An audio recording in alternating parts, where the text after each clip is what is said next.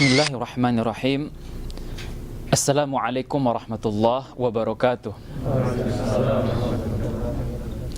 Alhamdulillahi rabbil alamin wa bihi nasta'inu ala umuri dunya waddin.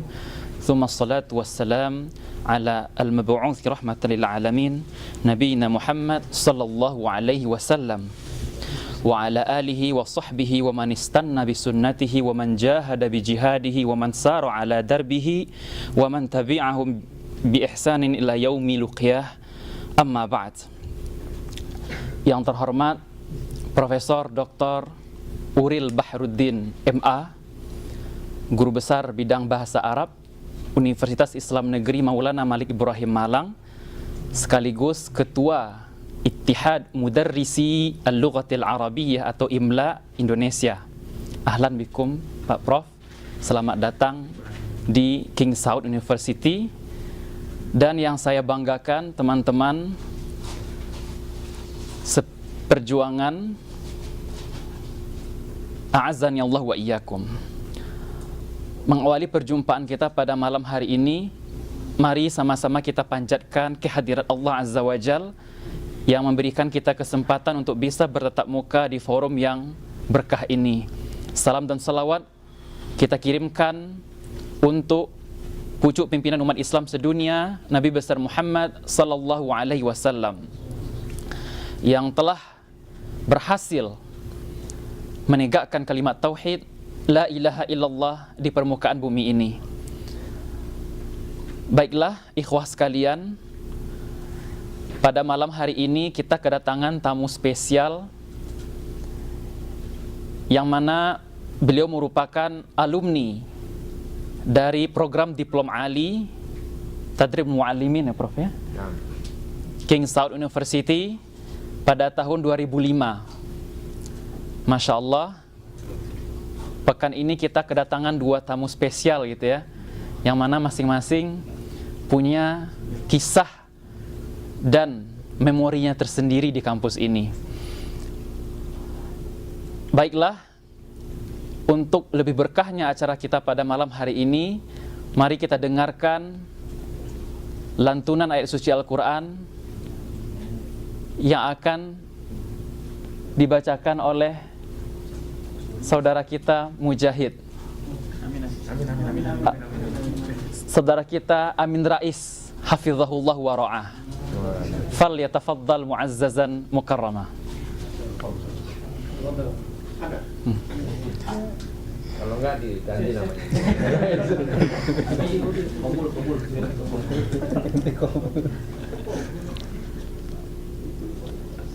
A'udzu billahi minasy syaithanir rajim.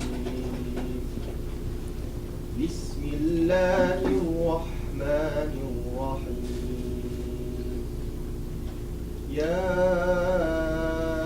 ayyuhalladzina amanu taqullaha haqqa tuqatih wa la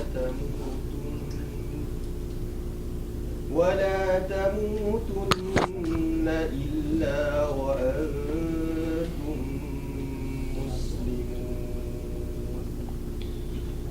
Wa'tasimu bihablillahi jami'an wa la tafarraqu.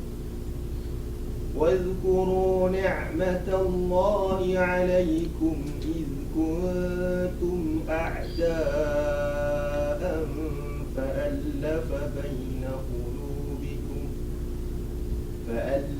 بين قلوبكم فأصبحتم بنعمته إخوانا وكنتم على شفا حفرة من النار فأنقذكم منها كذلك يبين الله لكم آياته لعلكم تهتدون. ولتكن منكم أمة يدعون إلى الخير ويأمرون الناس بالمعروف وينهون عن المنكر وأولئك هم المفلحون ولا تكونوا كالذين تفرقوا واختلفوا من بعد ما جاءهم البينات وأولئك لهم عذاب عظيم صدق الله العظيم. Terima kasih kita ucapkan kepada Saudara Amin Rais. Acara selanjutnya ta'aruf, perkenalan. Kita mulai dari saya pribadi sebagai MC pada malam hari ini. Nama saya Oki Afrianto, berasal dari kota Solo, Sumatera Barat. Menempuh pendidikan S1 di International Islamic College di Tripoli, Libya. Saat ini mahasiswa pasca sarjana program magister di Applied Linguistic, Fakultas Ilmu Bahasa King Saud University. Nama saya Heri Kuswanto. Sekarang sedang menempuh magister di Kuliatul Ulum Al-Insani Awal Istimaiyah, asal dari Cibubur, Jakarta. Syukran. Ya, saya Afan Basaef. Saat ini baru selesai S2 Manajemen Pendidikan King Saud University, asal Surabaya. Kenalkan, nama Anas Fathar Mubina, asal Kampar, Riau. Sekarang sedang menempuh pendidikan S1 di Fakultas Tarbiyah jurusan Dirasat Islam. Kenalkan, nama Anak Fadilah Lutfi Adriansyah, asal Depok. Sekarang sedang menempuh pendidikan S1 di jurusan Fikih. Kenalkan, nama saya Heri Purwanto Sidik, asal Aceh. Sekarang lagi menempuh program Tadlib Walidain. Itu pertama.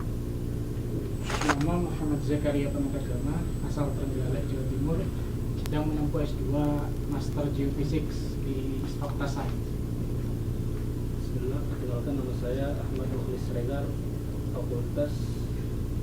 dulu Fakultas Adab, sekarang Fakultas Ilmu Sosial dan Humaniora, jurusan Bahasa dan Sastra. Bismillah, aku Muhammad Muhammad Yusuf Wijaya, kuliah S2 jurusan Administrasi Pendidikan di Tangerang Selatan.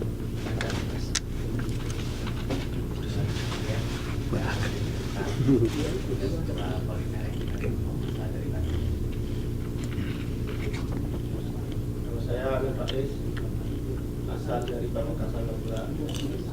Sekarang menempuh di S1 Tarbiyah Jurusan Quran. Nama saya Abdul Yasan Mimi, asal dari Ambon. Sekarang kuliah S1 di jurusan itu. Nama saya Saiful Haqi, sekarang sedang menempuh pendidikan Tarbiyah ini.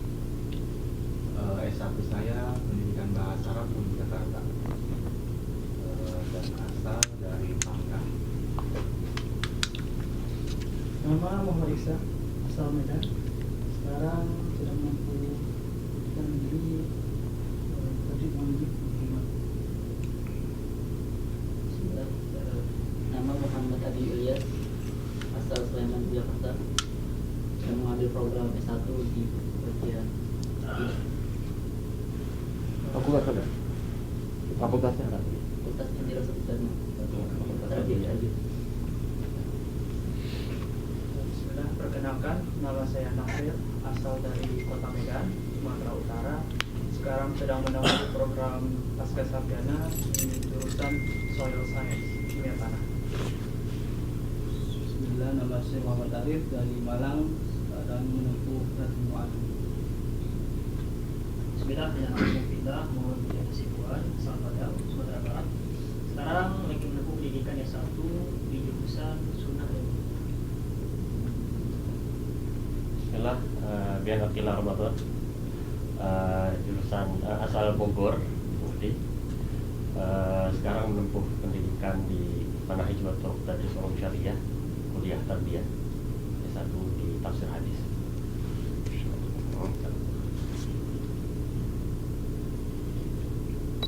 Baik, Langsung saja kita menuju inti dari acara ini, yaitu kulaimat. Yatafaddalu biha sa'adatul Ustaz Dr. Uril Bahruddin hafizahullah, Ustaz Lugha Arabiyyah bi Jami'ah Maulana Al-Malik Ibrahim Al-Islamiyah Al-Hukumiyah wa Rais Ittihad Mudarrisi Al-Lughah Al-Arabiyyah bi Indonesia. Falyatafaddal marfu'an ra's mawfur al-karamah. Masya Allah, luar biasa. Lengkap. Siapa dari Ambon, Mas? Abdul Gawi. Abdul Gawi. Abdul Qawi. Gawi apa Qawi? Kalau lahirnya Gawi. Saya punya teman dari Ambon namanya Awad At-Tamimi. Nggak ada hubungan ya.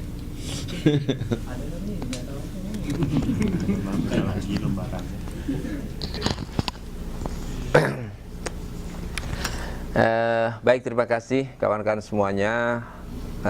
Uhayyikum bitahiyyatul Islam, tahiyatan mubarakatan min indillah subhanahu wa ta'ala. Assalamualaikum warahmatullahi wabarakatuh. Hamdan wa syukranillah ala kulli ni'amihi allati la tuhsa. Minha nahnu al-an nastati an najtami'a fi hadzal makan al-mubarak wa hadha syarafun lana fi hadzal yawm al-yawm al-mubarak. Alhamdulillah, sekali lagi puji syukur marilah kita panjatkan kehadirat Allah Subhanahu wa taala. Ya, saya secara pribadi tidak henti-hentinya ya bersyukur kepada Allah. 2004 bulan September tanggal 16 ya, mulai perkuliahan saya datang. Kemudian hari Sabtu ya, persis hari Sabtu saya datang. Kemudian saya pulang tanggal 20 Juni 2025. 2005 ke 2025. Belum selesai. Bulan Juni. Jadi saya hitung itu sekitar 9 bulan ya. 19 itu. Alhamdulillah saya dulu di Tadrib Al-Muallimin juga ya, sama dengan kawan-kawan yang tadi disampaikan tadi itu. Sebuah program yang luar biasa ya, sangat bagus sekali. Ya, dulu waktu saya masuk di sini itu 2 orang. Pertama kali yang setelah nggak ada yang masuk di Tadribul Muallimin dan I'dadul Muallimin, dulu kan 2 itu fatroh sangat panjang sekali, nggak ada. Paling ada itu 1-2 itu pun di Lughah wa Thaqafah dulu ya. Kemudian langsung melanjutkan ke S1. Itu 1-2 orang saja, tidak lebih dari itu. Ya. Nah, sejak kemudian 2004 itu kita 2. Sebelumnya ada 1, kakaknya Halim tadi itu. Kakaknya Halim yang tertua namanya Nur Yasin Siratal Mustaqim. Kemudian adiknya lagi namanya Mubashir Munir. Terus adiknya lagi namanya Musta'in. Terus adiknya lagi namanya siapa tuh? Halim. Ya, jadi 4 orang itu pernah tinggal di sini semuanya. Nah, setelah itu kemudian banyak, setiap tahun hampir 2-3, bahkan pernah banyak itu kan di eranya siapa itu? Tahun 2007 ya. Yang masih di sini 2007 itu banyak sekali. Dari Malang sendiri ada 4 atau 5 orang itu kan. Ada yang di Idat, ada yang di Tadrib itu. Ada yang kerasan, ada yang nggak kerasan juga.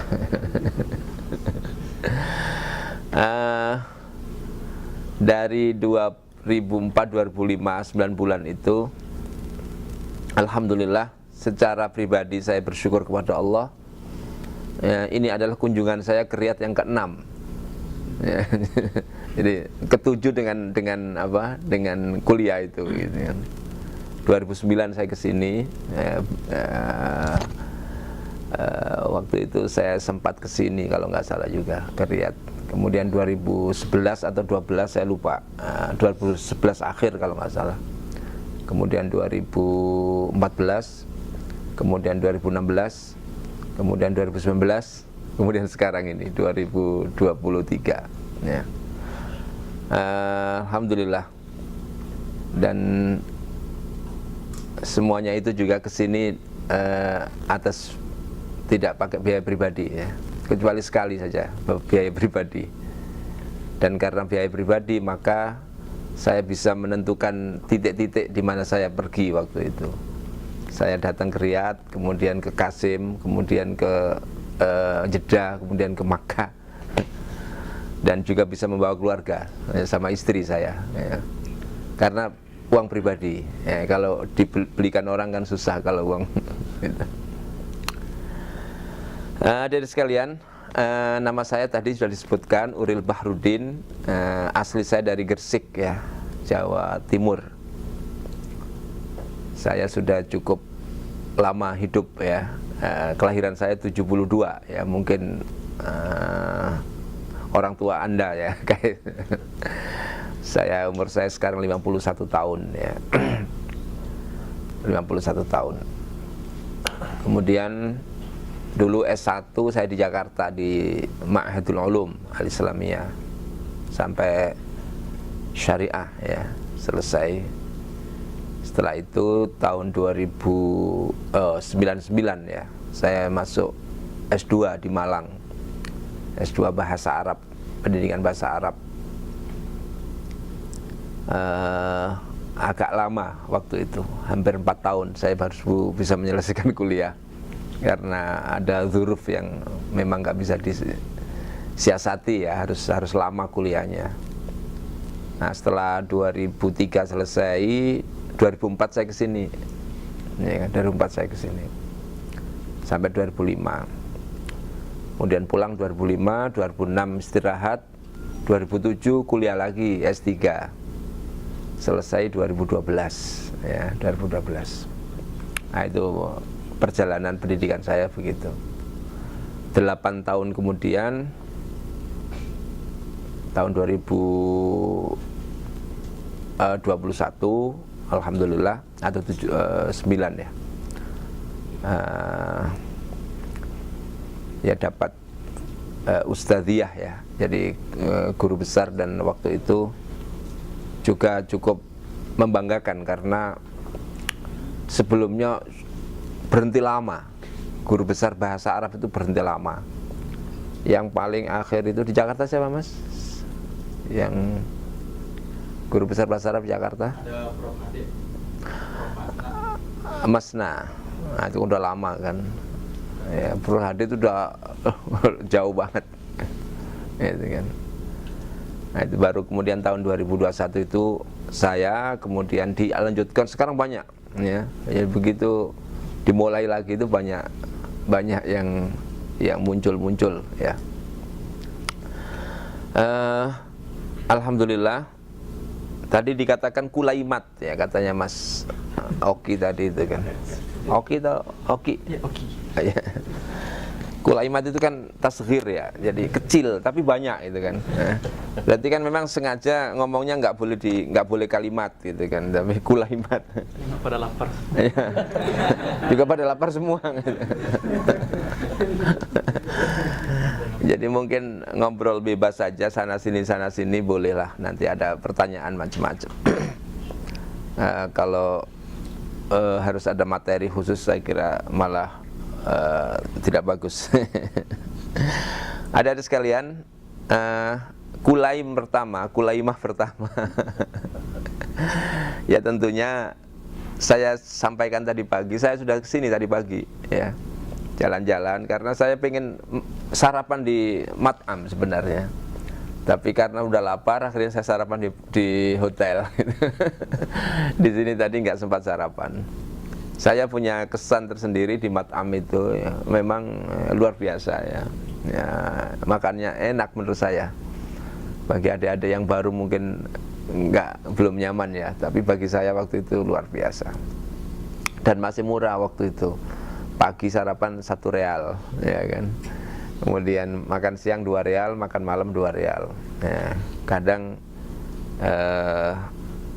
sering kali makannya cuma 2 kali saja. Jadi mukafaahnya itu bisa nyimpen banyak ya, bisa saving banyak. Sekarang kalau dimakan semuanya kurang ya mukafaahnya. Kalau di Paskah berapa sekarang? 1.000 ya? 890. Bedanya 50 real. Iya. Ya alhamdulillah. Tadi pagi saya sampaikan bahwa yang paling penting adalah kita harus sadar bahwa antum ini adalah orang-orang pilihan ya. Tidak semua orang dapat belajar di tempat seperti ini. Itu harus kita rasakan dan kita munculkan dalam diri kita ya. Biar kita bersyukur, dan kalau bersyukur maka kita akan serius ya dalam mencari ilmu ini. Jangan dianggap biasa-biasa saja ya. Ini satu hal yang tidak bisa diberikan kepada siapapun. Banyak orang bercita-cita ingin kuliah di KSU King Saud ya. Bahkan ada orang yang sudah datang ke sini tapi nggak jadi kuliah juga ada. Ada orang yang datang ke sini cuman 1 semester kemudian pulang. Ada orang banyak itu kan. Nah, antum di sini sudah minimal sudah kerasan lah gitu kan. Itu. Bahkan saya pernah mengirim dari Malang itu belum sampai masuk bandara, sudah sampai bandara sini dipulangkan lagi karena Allah nggak menakdirkan gitu kan. Tahun berapa itu Mas ya? Siapa yang dari Malang? Ustadz Umar Faruk. Oh iya itu tahu kan. Ada masalah. Iya kan, tahun berapa itu Mas? Ada belasan. Sekitar setelah 14 kalau nggak salah, 14-15 gitu kan. Jadi sudah tak kasih rekomendasi, kemudian diterima, visa udah turun semuanya, tiket sudah turun semuanya. Di Indonesia nggak ada masalah, ternyata sampai di Riyadh nggak boleh masuk, gitu. Ditahan di situ 3 hari, langsung dipulangkan di bandara. Sudah diselesaikan persoalannya, nggak bisa selesai gitu kan. Nah dia tidak cerita ke saya dari awal gitu. Kalau cerita ya mungkin bisa kita kasih solusi lah. Artinya nggak perlu saya kasih rekomendasi untuk sampai sini, kasihan juga gitu. Jadi banyak orang yang pengen studi di Riyadh ini, di KSU ini, tapi sedikit yang dapat kesempatan itu. Nah antum inilah yang sedikit ini. Ya, sekarang udah banyak, sudah 40 berapa Mas tadi?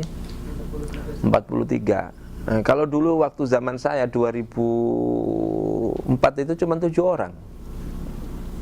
Di King Saud ini mahasiswa Indonesia cuma 7 orang. Di Jamiah Imam 1 orang, ya. Gimana itu? Jadi di Riyadh ini cuma 8 orang saja waktu itu. Nah, saya masih hafal semuanya, ya, karena cuma 7 orang gitu kan. Ya kan, di antaranya kakaknya Halim itu, Nur Yasin, kemudian ada dari Batam 1, Mas Iwan, ketua PPMI waktu itu. Ada sejarahnya nggak? Sampai ketahuan nggak? Sampai 2012 kan. Iya, itu harus dicek semuanya. Sebelumnya siapa. 2004, 2005 itu Mas Iwan. Iwan itu dari Batam. Ya. Sudah PPMI atau PPI? PPMI kalau nggak salah waktu PPMI Riyadh ya. Terus ada dari mana tadi, dari Sumatera Barat siapa tadi? Ya ada juga, namanya lupa saya, ini yang lupa. Terus kami berdua sama Mas Nizar sama Ustadz siapa satu lagi itu. Jadi 7 orang tok ya. 7 orang tok di sini. Alhamdulillah sekarang sudah banyak dan Allah semakin memberikan kesempatan yang luar biasa. Itu yang pertama, menggunakan ya nikmat ini dengan sebaik-baiknya ya. Tentunya sebagai mahasiswa ya harus ada hal-hal yang perlu dikerjakan oleh mahasiswa. Adik-adik tahu semuanya lah apa yang harus dikerjakan itu kan. Tapi yang perlu saya tekankan di sini adalah dulu itu belum ada waktu zaman saya, karena waktu itu memang internet juga belum ada ya, komputer ya, juga belum ada gitu. Jadi waktu saya kuliah di Tadrib itu ada pelajaran namanya Takniyatut Ta'lim, kalau nggak salah itu. Itu saya menjadi gurunya, dosennya gitu kan.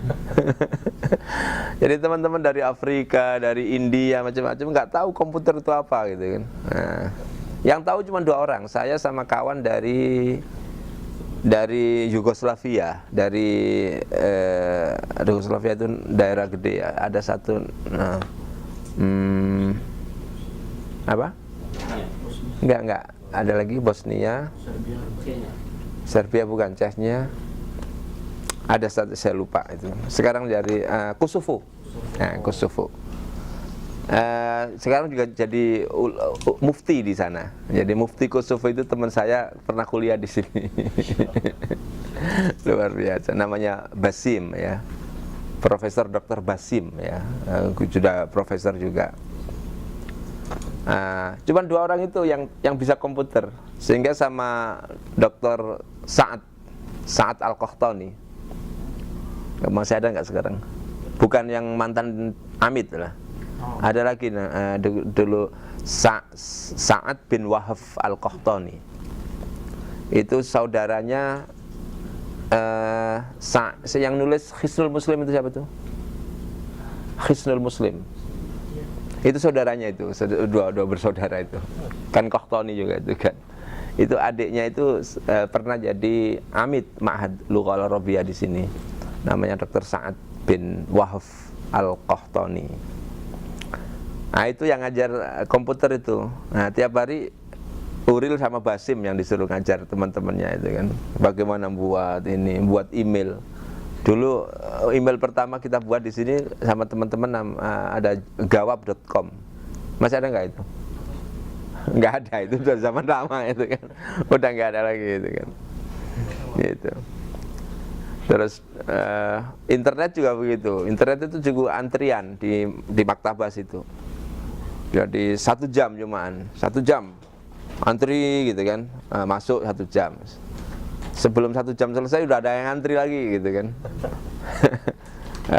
Kemudian begitu yang 1 jam selesai ini masuk.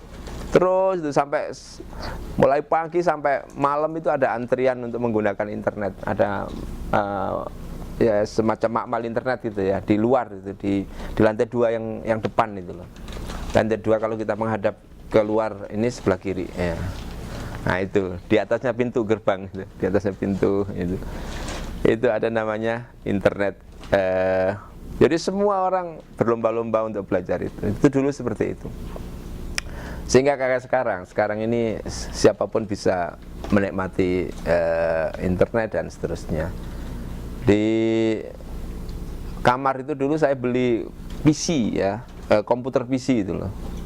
Berapa dulu itu saya beli, tak taruh di kamar. Nah, karena saya harus nulis beberapa hal ya. Itu.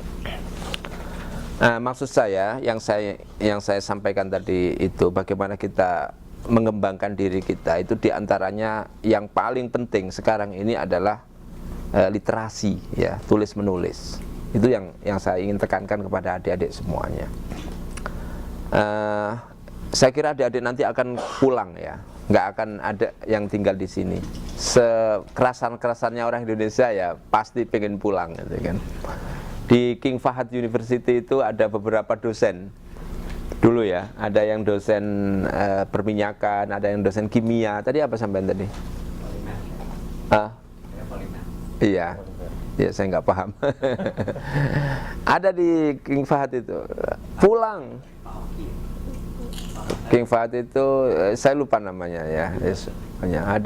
Ada di Ponorogo namanya, dulu saya kenal Abu Maryam, itu kimia, dosen kimia di King Fahd University. Terus ada lagi siapa itu yang King Petroleum itu yang perminyakan itu. Sekarang ngajar di Trisakti di Jakarta itu. Akhirnya juga pulang itu kan. Bahkan dulu orang-orang sezaman dengan saya di Riyadh ini kan banyak juga. Ada yang kerja di Lexus, ada yang kerja di Toyota, ada yang kerja di banyak syarikah yang ada dan luar biasa waktu itu.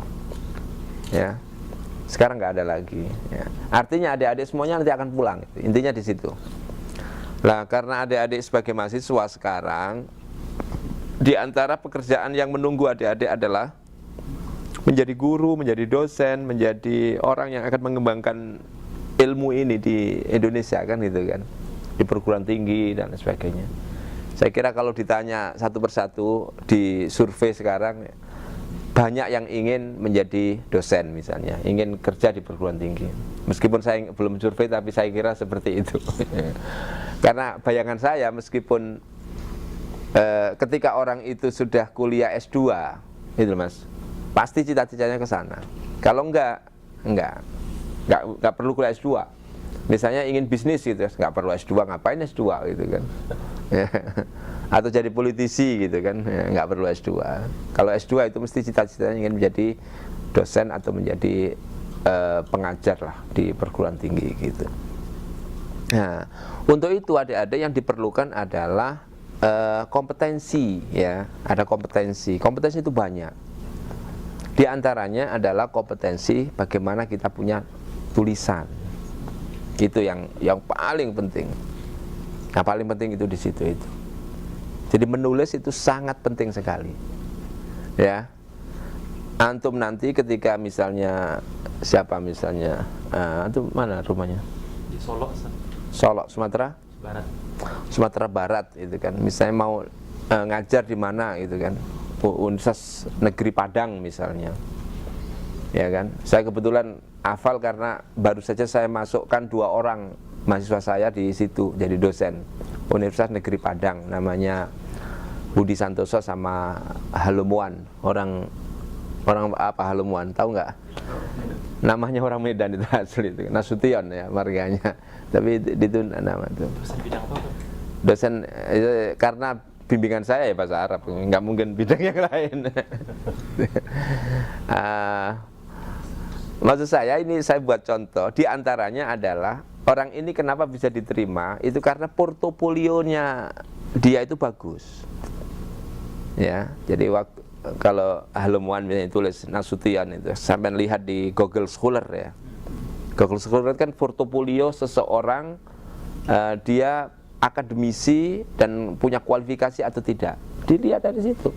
Dan nggak ada yang bisa menutup-nutupi.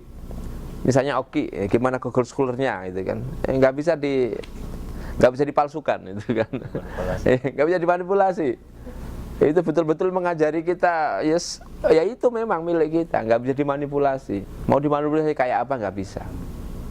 Nah itu namanya Google Scholar. Nah itu diantaranya adalah dia punya portofolio yang bagus, ya. Nah, diantaranya itu ketika ikut saya, jadi bimbingan saya itu selalu aktif ya dia. Nulis dan seterusnya. Ada beberapa nama dia yang sama dengan saya, ya, bareng di situ. Jadi nulis Mas, ya, nulis. Jadi setiap perguruan tinggi sekarang berlomba-lomba untuk itu. Ya, kalau dosennya itu aktif nulis, tulisannya banyak, citasinya banyak, itu yang akan meningkatkan ranking perguruan tinggi itu. Itu. Makanya ketika nerima dosen, ya yang paling dilihat pertama adalah portofolionya itu. Yang pernah dapat beasiswa LPDP juga begitu. Ya kan? Kan di situ ada sirah dzatiyah itu kan yang panjang itu kan. Di antaranya adalah pengalaman kerja, pengalaman penelitian, pengalaman publikasi, pengalaman jabatan macam-macam itu kan. Itu kalau saya pas wawancara gitu, kalau saya lihat ini udah langsung yakin aja gitu kan.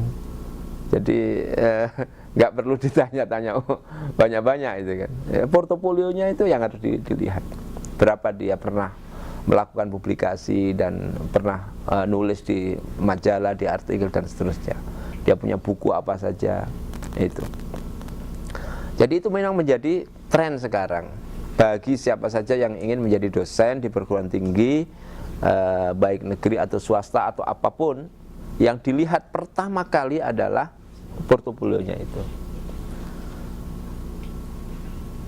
Dan itu pengalaman saya bimbing adik-adik saya, anak-anak bimbingan saya itu pertama kali yang ditanya memang itu ketika wawancara, ketika ini gitu kan. Itu saya contoh saja yang baru yang di Padang tadi itu, ya di UNP tadi itu. Sebelumnya ada di Kerinci ya. Itu juga begitu ya. Salah satu pertanyaannya, ini siapa ini yang nulis sama Anda ini? Ya, nama saya maksudnya. Dia cerita gitu kan. Terus ada juga yang kalau di Malang juga banyak ya. Di Malang itu ada Universitas Muhammadiyah Malang itu. Ada juga salah seorang dari Riau yang kemarin langsung jadi nggak perlu lagi melalui seleksi ya, karena dilihat portofolionya itu sangat bagus sekali. Jadi itu ke depan ya, adik-adik kalau pulang pasti ingin jadi kerjalah di mana saja, utama di dunia akademik, dan dunia akademik itu membutuhkan adik-adik punya keahlian dalam hal tulis menulis tadi itu. Guru juga begitu. Nah sekarang guru ini beberapa kali ya saya nguji itu guru untuk dapat sertifikat pendidik, terus setelah itu nanti kan dapat gaji, itu dapat tunjangan sertifikasi ya. Itu juga itu ujiannya ya, dilihat portofolionya bagaimana ini. Meskipun itu guru bukan dosen itu kan. Terus guru juga begitu, setelah jadi guru nanti mau naik pangkat, terus itu juga tulisannya itu yang dosen kalau mau naik pangkat ya tulisannya lagi ke depan yang dilihat, bukan yang lainnya ya. Jadi guru besar itu cuma 3 aja syaratnya ya, bagi adik-adik yang mau jadi guru besar nih, dan itu gampang, tidak ada yang sulit ya, tidak ada yang sulit, semuanya gampang.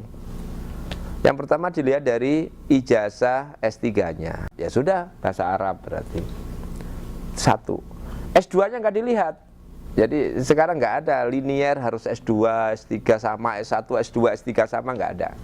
Nggak dilihat sama sekali. S3 aja. S3 aja yang dilihat itu. Kayak saya syariah, gitu kan. Jadi kalau dilihat linier atau tidak, ya nggak linier saya dengan bahasa Arab, gitu kan. Dari Libya kan syariah itu ya. Kemudian S2 bahasa Arab, tetap S3 bahasa Arab ya, PBA, pendidikan bahasa Arab.